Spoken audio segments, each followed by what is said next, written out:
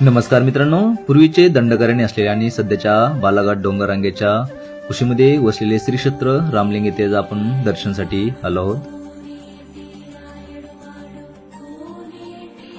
पूर्वीच्या काळी या ठिकाणी मुनी वगैरे येऊन वेदांचा अभ्यास करत होते, त्यामुळे या ठिकाणाला वेदश्री असे नाव पडले होते. त्यानंतर कालांतराने वेदश्रीचा अपभ्रंश होऊन या ठिकाणाला एडिशी या नावाने ओळखले जाऊ लागले.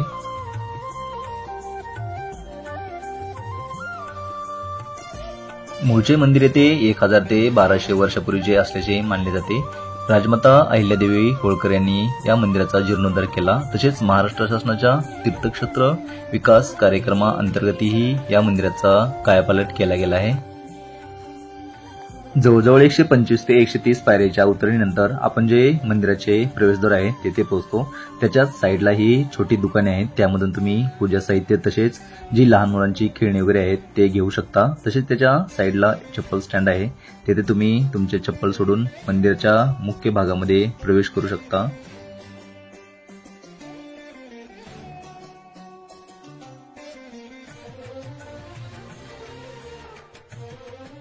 मंदिराला पूर्व, पश्चिम, दक्षिण असे एकूण 3 प्रवेशद्वार आहेत. तसेच जे मुख्य प्रवेशद्वार आहे त्याच्याच उजव्या बाजूला तुम्हाला तपस्वी योगी म्हैसूरकर यांची समाधी पाहायला मिळते.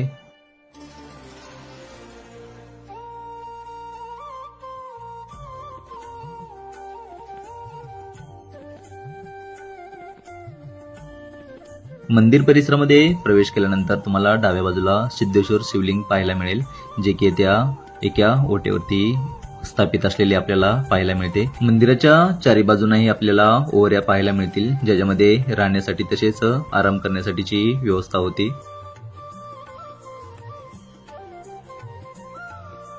मंदिर बांधकामाची उंची ही 18 ते 19 फूट आहे. तर जे शिखर आहे, शिखर एक 55 ते 60 फूट उंचीचे आहे आणि शिखरावरती एक 5 फूट उंचीचा कळस आहे.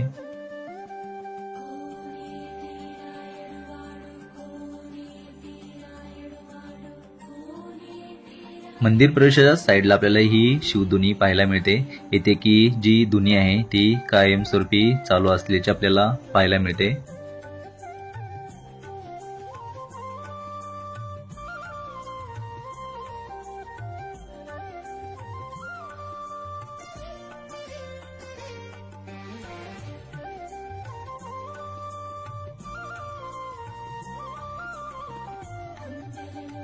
मंदिराच्या समोरच्या भागामध्ये तुम्हाला प्रभू श्रीरामांच्या चरणपादुका पाहायला मिळतील. तसेच ते तुम्हाला जटायू समाधी पण पाहायला मिळेल.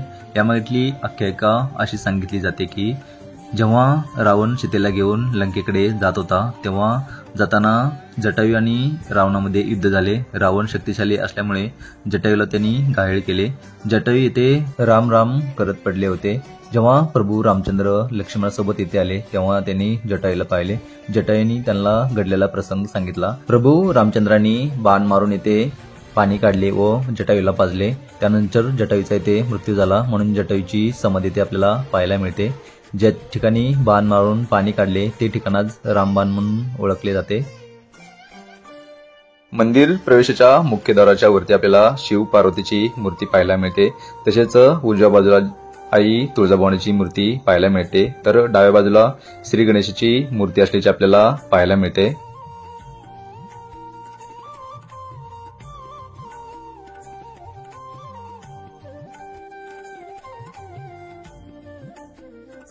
येथे गर्भगृहामध्ये स्थापित जे शिवलिंग आहे त्या शिवलिंगाला रामलिंग नाव पडण्यामागे अशी आख्यायिका सांगितली जाते की जेव्हा हा दंडकारण्याचा भाग होता, जेव्हा प्रभू रामचंद्र आणि लक्ष्मण सीतेच्या शोधात येथे आले, त्यांना जटायू भेटला व जटायूला येथे समाधी मिळाली. त्यानंतर प्रभू श्रीरामचंद्रांनी येथे स्वतः शिवलिंग स्थापित केले. शिवलिंग स्थापित करून येथे शिवजीची त्यांनी आराधना केली, म्हणून या ठिकाणाला रामलिंग असे ओळखले जाऊ लागले.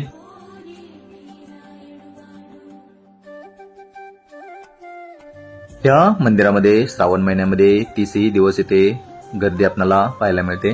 तसेच जे श्रावणी सोमवार असतात आणि श्रावण महिन्याचे जे रविवार असतात त्यावेळी येथे भाविक मोठ्या प्रमाणावर भेट देतात.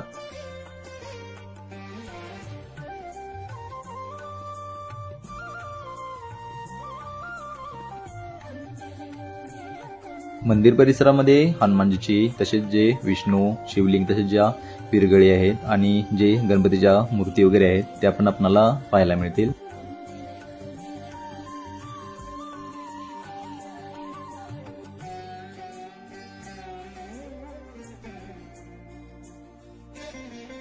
हे महादेवाचे मंदिर द्रोणाच्या आकाराचे असून हेमाडपंथी वास्तुशिल्पाचा व दगडी कलांचा अप्रतिम आविष्कार असल्याचे आपल्याला पाहायला मिळते.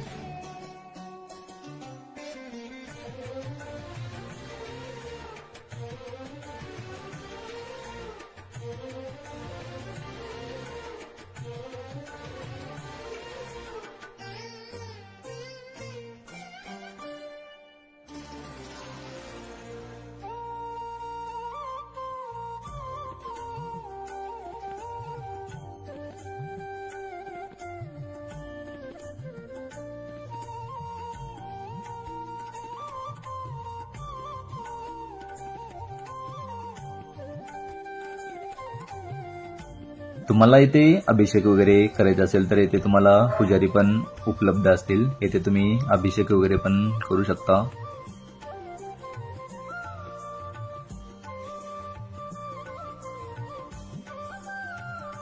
जेव्हा प्रभू श्रीराम आणि लक्ष्मण येथे आले होते तेव्हा त्यांनी येथे 3 दिवस वास्तव केल्याचे सांगितले जाते.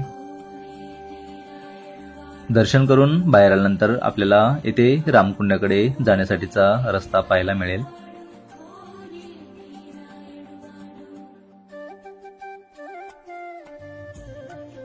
रामकुंडाकडे जाण्यासाठी आपल्याला थोड्याशा पायऱ्या उतरून खालती जावं लागेल. तिथेच आपल्याला साईडला नदी पाहायला मिळेल, जिथे की थोडेसे वरती चालून गेल्यानंतर आपल्याला जे रामबाणची जी जागा आहे आणि जे रामकुंड आहे ते आपल्याला पाहायला मिळेल.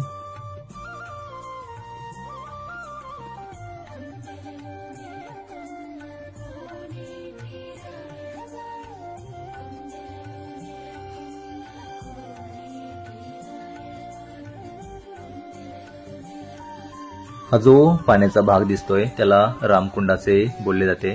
जो धबधबा आहे तो वर्षातील 8 ते 9 महिने संथ गतीने चालू असतो. 2 ते 3 महिने या धबधब्याला पाणी नसल्याचे आपल्याला पाहायला मिळते.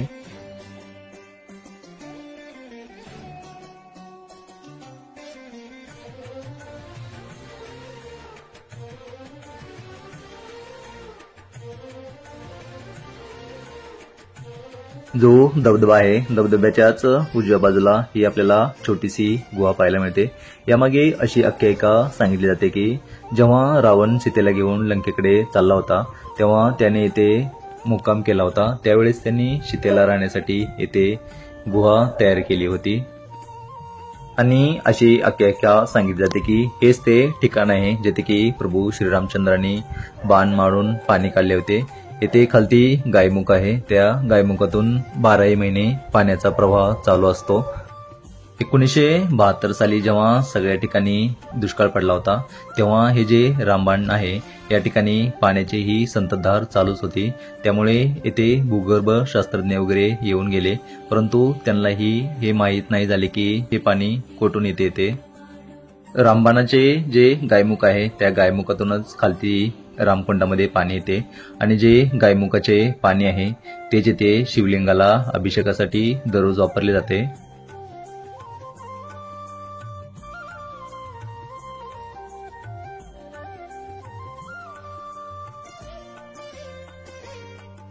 सीता कुंड किंवा सीतेची नाणी म्हणून ओळखले जाणारे ठिकाण येथून वरती आहे. त्यासाठी आपल्याला थोड्याशा पायऱ्या चढून वरती चलून जावे लागेल.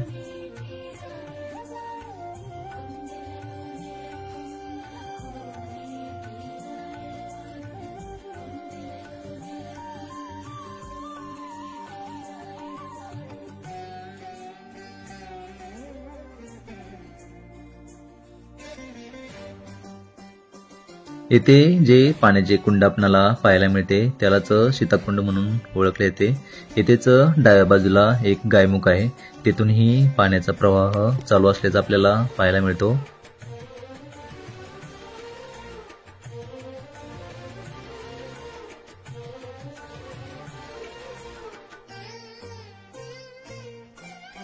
धाराशिवचे मिनी महाबळेश्वर म्हणून ओळखले जाणाऱ्या ठिकाणाला 1997 मध्ये रामलिंग घाट अभयारण्य म्हणून घोषित केले गेले, ज्याचा की परिसर एक 2237 हेक्टर एवढा आहे.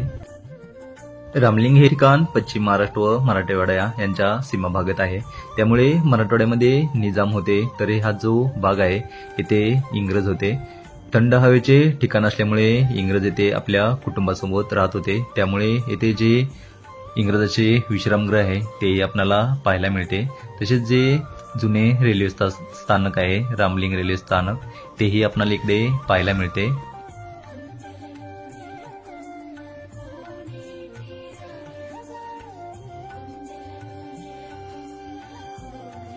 चोहीकडे हिरवा डोंगर आणि मधोमध हे रामलिंग मंदिर स्थापले गेले आहे, जे की बालाघाट डोंगररांगामध्ये वसलेले आपल्याला पाहायला मिळते.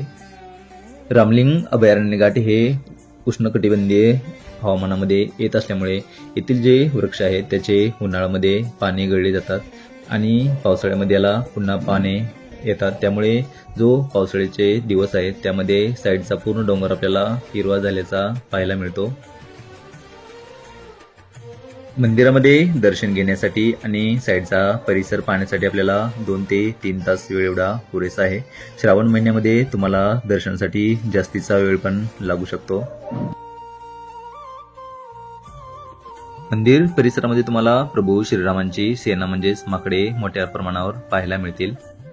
माणसाची त्यांना सवय असल्या कारणामुळे त्यांचा कोणताही त्रास आपणाला होत नाही.